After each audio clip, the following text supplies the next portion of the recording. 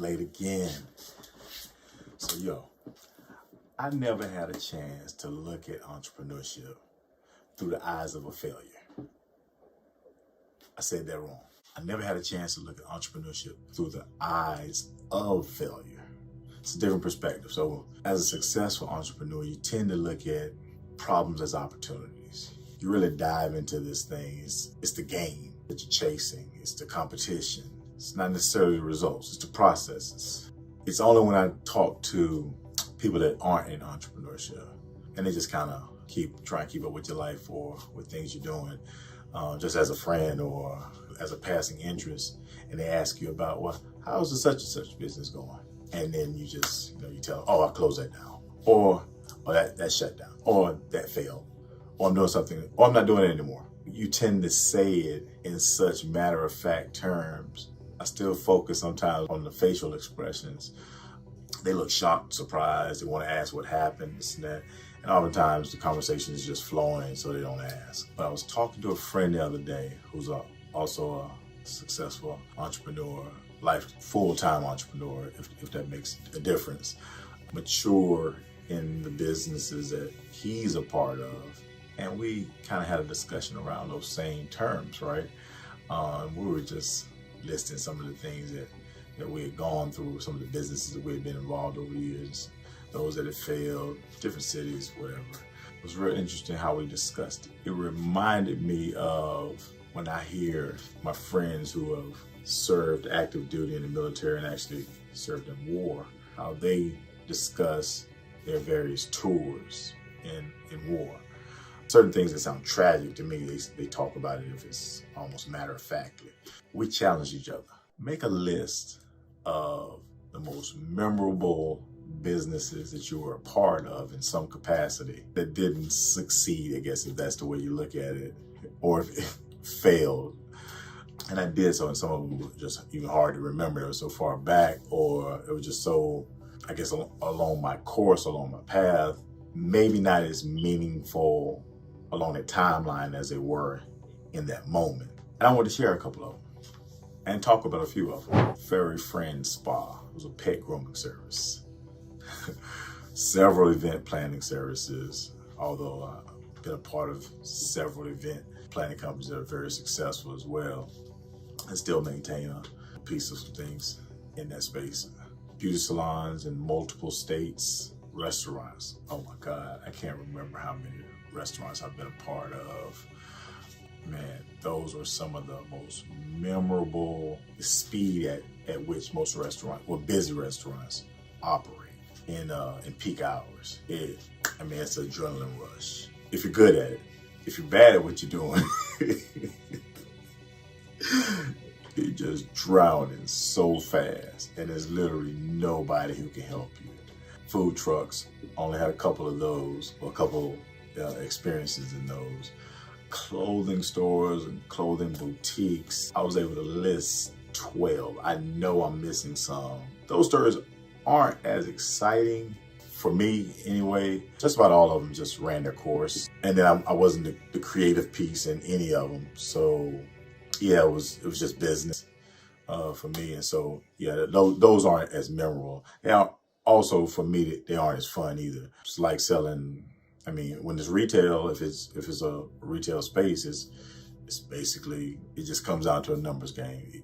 Either you're selling some things that people want, or you're selling some things that people don't want. And it's always that juggle, or that equation you've got to kind of work out. Coffee shops. Oh my God. This has got to be the industry that I've poured the most amount of research into and never actually went into the industry. Well, full-fledged. I ended up, I'll talk about that story at a later date or a later time, but so I did end up getting into the coffee industry at one point, but never in a coffee shop. And I literally traveled to as far as Kigali, Rwanda, to make connections with coffee manufacturers, farmers actually, doing some of the research at one point. And we flew up to DC and kind of went to about 5 or 6 coffee shops in one day. The specific coffee shop that I had been hearing about, and they had a few locations in that area, and we flew up that morning spent the day up there and kind of flew back. Anybody who's running a successful coffee shop though, that's off to me. I know what those margins are like. I still want to participate in that. Bookstores, partnered in those before. Margins weren't really as, I'm an avid reader, and I thought being a part of that, just a research part, if anything else, would kind of be fun. It wasn't, not for me anyway. I wrote down biggest failure because I was trying to rank them. Originally, I was making my list. I was trying to rank them. Biggest failure, I couldn't come up with what the biggest failure was because every time I would think it's a failure or it would be considered the biggest failure, look back into it and it just seemed like, man, I learned so much in that failure that helped me along the way to this or to that, things of that nature. So yeah, I couldn't really rank biggest failure. To figure out what my biggest failure was, when I thought about it through the lens of what's the biggest lesson I learned. The biggest lesson I've learned is that you never get too high with the highs. You never allow yourself to get too low with the lows. It's said in everything. It's said in sports, anybody successful, you always hear it. Entrepreneurship makes you believe it. You get amongst entrepreneurs, just how they talk about it, not getting too low with the lows, trying not to allow themselves to get too low with the lows, trying not to get too high with the highs. And the highs aren't always monetarily. The highs aren't always money related. Sometimes the highs are just solving a problem. Sometimes the highs are landing the right staff, depending on the business if it needs staff. But sometimes the highs are when someone on your team sees it finally, from your perspective, right? And it seems like you've just been battling and battling and battling, and you're working together, but you feel like, yeah, and then one day they get it. Or one day you get it, right? Because I've been on both sides of that. Literally can remember. So what would be the biggest low? The biggest low would, oh, that's easy. Right there. I keep it. It's a reminder. It was a low the day it happened. I made sure that it would never be a low again. I got a vehicle repossessed, and it was not life-shattering. I mean, super difficult, crazy story. Purchased a vehicle at the time, didn't purchase a vehicle. I said that wrong, because what I've come to learn, if you get the vehicle and a loan, you didn't purchase the vehicle yet. You started purchasing the vehicle. I was young, well, a lot younger, and I wanted to surprise my wife with a vehicle. So for Mother's Day in 2000, I bought her a 1999 Isuzu Trooper SUV joint. I'm sure they don't make them anymore. I don't even know if Isuzu is still around. Had made arrangements with at the car dealership. They were going to open up on Sundays for me to go in and finalize everything. Sunday afternoon, they're over at her grandmother's house. I pull up in the car, and one of the little kids that were outside, one of her little cousins who was outside, I was like, hey, tell Adrian to come outside.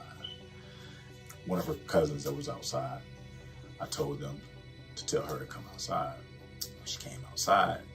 She's just looking at me like, what are you driving? And I was like, it's yours, if you want it. She was like, yeah, and I was like, well, get in and drive it. She test drove it. Well, she test drove it. And then she took me back to my car, and that was it. I later told her what the payments were, and, we're gonna set it up so, it just becomes part of the budget. Keep in mind, my wife and I both have been full-time entrepreneurs our entire life. And that has meant working businesses that we were trying to create at times for no money. So husband and wife working every day, 12, 14 hours a day. And neither one of them is bringing any money into the house. So, especially early on, right? I don't know, I'm totally clueless at the time about the status of the payments. I don't know what the situation was. It may have something to do with why I got repossessed. Regardless, I wake up New Year's Day, 2001. my wife is screaming at the top of her lungs. Well, I wake up because she's screaming and she's yelling, "They got my car, they got my car." So when I hear "they got my car, they got my car," and she's screaming frantically, I run to her. And I'm just trying to figure out what's going on, this and that. Fast forward the story, I learned that the car has been repossessed. I have no idea what this process is like at the time. And it's New Year's Day, so you're not getting in contact with anybody that day. We get in contact with them the next day. Yeah, they let us know what the plans are for us to get it back. I want to say, we're behind 3 payments, but because we've only had the car 7 months, they won't give us the vehicle back with just 3 payments. They want 6 payments. That was the easiest decision I ever made in my life. Obviously, if I'm struggling to get 3 payments,